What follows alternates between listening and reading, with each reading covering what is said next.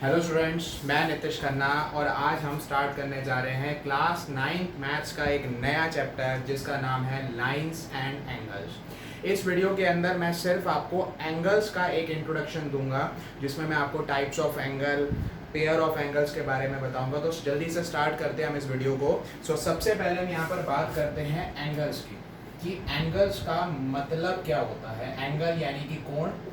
क्या मतलब होता है कोण का? आपने तरह तरह के एंगल देखे होंगे, तो एंगल्स क्या होते हैं। मैं एंगल्स के बारे में बताता हूं। When two rays meet at point form an angle. क्या मतलब है इसका? जब कभी भी दो रे एक पॉइंट पे आकर मिलती है तो वो एक एंगल फॉर्म करती है। सपोज करिए यहां से एक रे आई और एक रे आई, तो इन दोनों ने मिलकर एक एंगल बनाया। ये हमारा एक एंगल तैयार होता है। अगर इस एंगल को हम लेबल करते हैं ए बी सी, तो ये हमारा एंगल तैयार हो गया। अगर हम देखें एक एंगल के अंदर दो आर्म्स यानी कि उसके दो आर्म होंगे A B and B C, और उसके अंदर एक वर्टेक्स पॉइंट। वर्टेक्स पॉइंट का मतलब होता है एक ऐसा पॉइंट जहां पर दो आर्म आपस में मिलते हैं। इसको हम कहते हैं एंगल। सबसे पहली बात हमारे पास आती है टाइप्स ऑफ एंगल्स। कितने तरह के एंगल्स हमारे पास होते हैं। तो सबसे पहले मैं एक एक करके एंगल्स के बारे में बताता हूं अकॉर्डिंग टू देयर मेजरमेंट, उनके मेजरमेंट के हिसाब से, उनके डिग्री के हिसाब से। सबसे पहला एंगल हमारे पास आता है जीरो एंगल। जैसे कि नाम से ही पता चल रहा है, एंगल ऑफ 0 डिग्री। एक ऐसा एंगल जो कि 0 डिग्री का होता है, यानी कि एक तरीके से वो स्टार्ट ही नहीं हुआ होता, हम उसको जीरो एंगल कहते हैं। और जीरो एंगल दिखने में कुछ इस प्रकार से नजर आता है, बंद, पूरी तरीके से बंद एंगल होगा, तो इसको हम जीरो एंगल कहेंगे। दूसरा एंगल जो हमारा होता है वो है एक्यूट एंगल। एक्यूट एंगल का मतलब होता है angle more than 0 degree but less than 90 degree. ऐसा एंगल जो 0 डिग्री से तो बड़ा होता है बट वो 90 डिग्री से कम होता है, ऐसे एंगल को हम एक्यूट एंगल कहते हैं। ये एक एक्यूट एंगल है, जैसे कि आप देख रहे हैं, ये एक एक्यूट एंगल का एग्जांपल है। Third angle is right angle. क्या होता है students right angle? Right angle का मतलब होता है angle of exact 90 degree, 90 degree का कोण। ऐसा एंगल जो बिल्कुल एग्जैक्ट 90 डिग्री का होता है, हम उसे राइट एंगल कहते हैं। ये मैंने राइट एंगल बनाया है। अगर आप देखें, बिल्कुल एक ही पोजीशन होती है राइट एंगल की। ये हमारा 90 डिग्री का एंगल है, इसको राइट एंगल कहा जाएगा। आते हैं फोर्थ एंगल की तरफ, और फोर्थ एंगल हमारा होगा obtuse angle. What is obtuse angle? Angle more than 90 degree but less than 180 degree. एक ऐसा कोण, एक ऐसा एंगल जो 90 डिग्री से तो बड़ा है पर वो 180 डिग्री से छोटा होता है। ऐसे एंगल को हम ऑब्ट्यूज एंगल कहते हैं। अगर हम ऑब्ट्यूज एंगल बनाएं तो ये एक एग्जांपल मैंने दिया है आपको ऑब्ट्यूज एंगल का, कि ऑब्ट्यूज एंगल की शेप कुछ इस प्रकार से होती है। अभी हमने पढ़ा zero angle means 0 degree angle, acute angle angle more than 0 degree but less than 90 degree is called acute angle. Right angle, angle of exact 90 degree, बिल्कुल 90 डिग्री का कोण, ना 1 डिग्री कम ना 1 डिग्री ज्यादा, उसको हम राइट एंगल कहते हैं। वही obtuse angle, angle more than 90 degree but less than 180 degree is called obtuse angle. आगे बढ़ते हैं, उसके लिए थोड़ा सा मैं स्पेस बना लेता हूं यहां पर। और अब हम बात करने वाले हैं फिफ्थ टाइप ऑफ एंगल की, और वो हमारा एंगल होता है स्ट्रेट एंगल। क्या होता है स्ट्रेट एंगल? एक स्ट्रेट लाइन बनती है। आपको पता है कि स्ट्रेट लाइन तो 180 डिग्री में बनती है।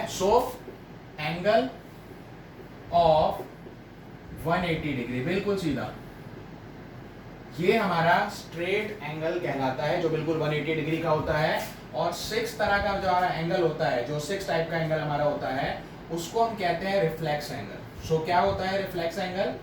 Angle more than 180 degree, 180 degree से बड़ा angle, but less than 360 degree, 360 degree का एंगल। सो ऐसे एंगल को हम रिफ्लेक्स एंगल कहते हैं। अगर हम रिफ्लेक्स एंगल बनाना चाहे तो रिफ्लेक्स एंगल कुछ इस प्रकार से बनता है। ये हमारा रिफ्लेक्स एंगल है जो 180 डिग्री से बड़ा है बट वो 360 से अभी कम है। एंड फाइनली हमारे पास आता है complete angle. So what is complete angle, इसके बारे में जानना बहुत जरूरी है। एंगल ऑफ 360 डिग्री, सो वो एंगल जो बिल्कुल 360 डिग्री का होता है हम उसे कंप्लीट एंगल कहते हैं। और ये मैं बनाने जा रहा हूं कंप्लीट एंगल, जो पूरा एक सर्कल तैयार हो जाता है, ये हमारा एक पूरा कंप्लीट एंगल बन गया। सो स्टूडेंट्स, अभी आपने देखा टाइप्स ऑफ एंगल्स के बारे में कि एंगल कितने तरह के होते हैं। मैंने स्टार्ट किया जीरो एंगल से, angle of 0 degree, acute angle, angle more than 0 degree but less than 90 degree, right angle, angle of 90 degree, obtuse angle, angle more than 90 degree but less than 180 degree, straight angle, angle of 180 degree, reflex angle, angle more than 180 degree but less than 360 degree, and complete angle means angle of 360 degree. So ये तो हमारे types of angles हो गए। अब मैं आपको बताने वाला हूँ पेयर ऑफ एंगल्स के बारे में। कभी कभी ऐसा भी होता है दो या दो से ज्यादा एंगल मिलकर एक नए किस्म का एंगल बनाते हैं, तो उसको भी हम स्टार्ट करते हैं। इसके लिए मुझे ये टाइप्स ऑफ एंगल रब करना पड़ेगा।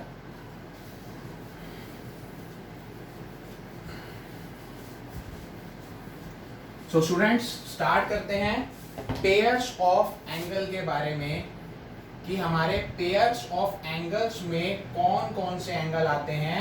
तो इसमें सबसे पहला जो हमारा एंगल आता है वो होता है complementary angle.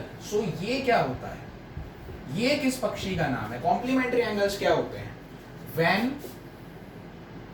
Some of two angles is 90 degree, जब किन्हीं दो एंगल का सम 90 डिग्री होता है तो वो एक दूसरे के कॉम्प्लीमेंट्री एंगल बन जाते हैं। सपोज करिए हमारे पास यहाँ पर एंगल ए है 50 डिग्री एंड एंगल बी है 40 डिग्री। सो अगर आप एंगल ए और एंगल बी का सम निकालते हैं सो वो आता है 90 डिग्री। सो हम ये कह सकते हैं कि एंगल ए और बी एक दूसरे के कॉम्प्लीमेंट्री एंगल हो गए हैं। Next is supplementary angle. So what are supplementary angles? Complementary angle मतलब when sum of two angles is 90 degree.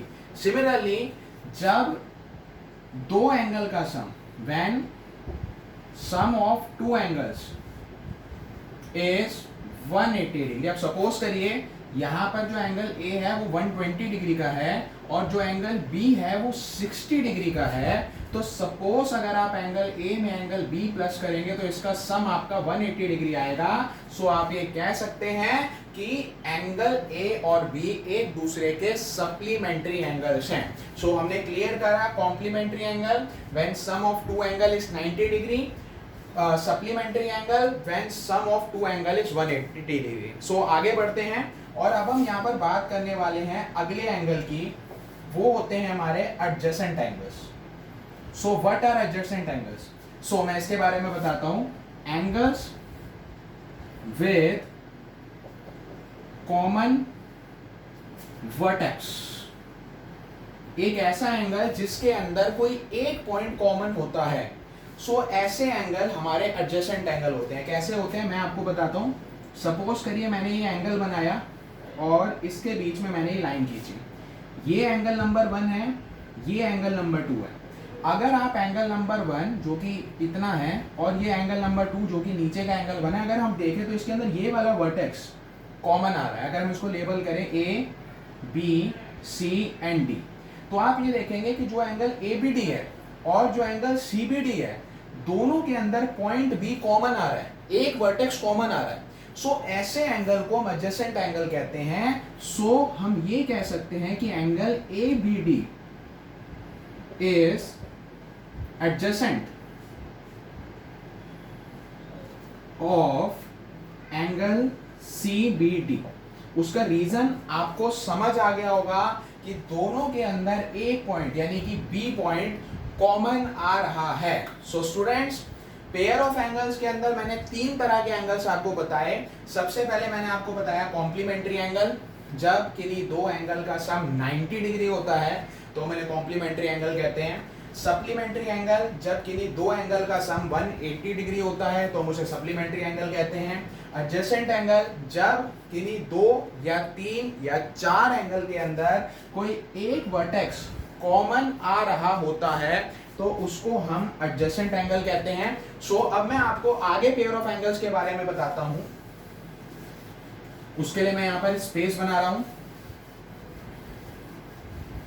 So students, now 4 type of angle and 4 type of angle is linear pairs.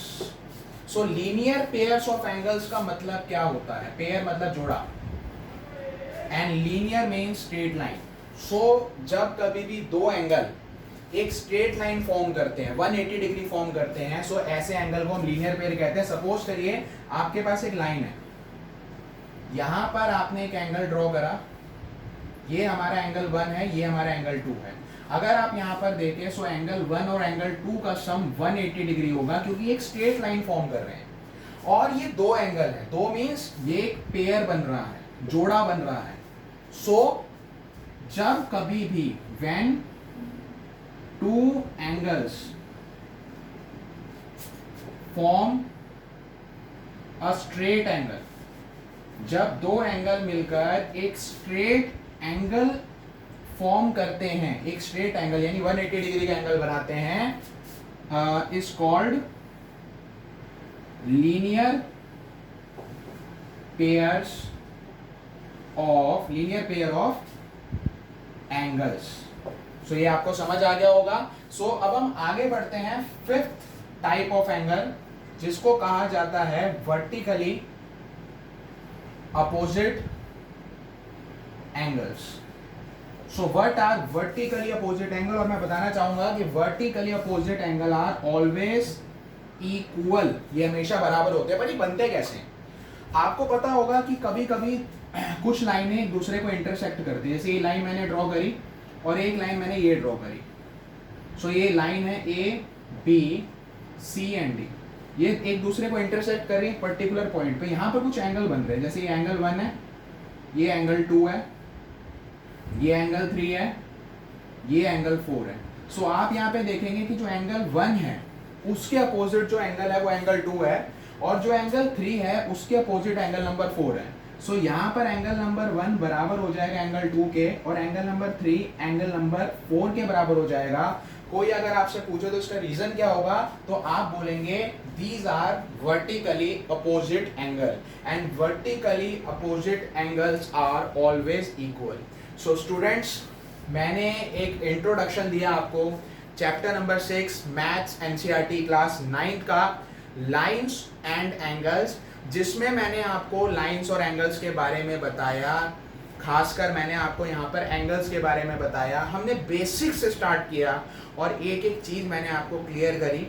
अगली video में मैं 6.1 exercise का solution start करूँगा। अगर अभी आपको basic सारे टर्म्स समझ आए हैं, अच्छा लगा है, तो इस वीडियो को शेयर करिए अपने क्लासमेट्स के साथ, वीडियो को लाइक करिए और वेट करिए मेरी अगली वीडियो का जो बहुत जल्द आने वाली है। तब तक अपना ध्यान रखें। Good bye.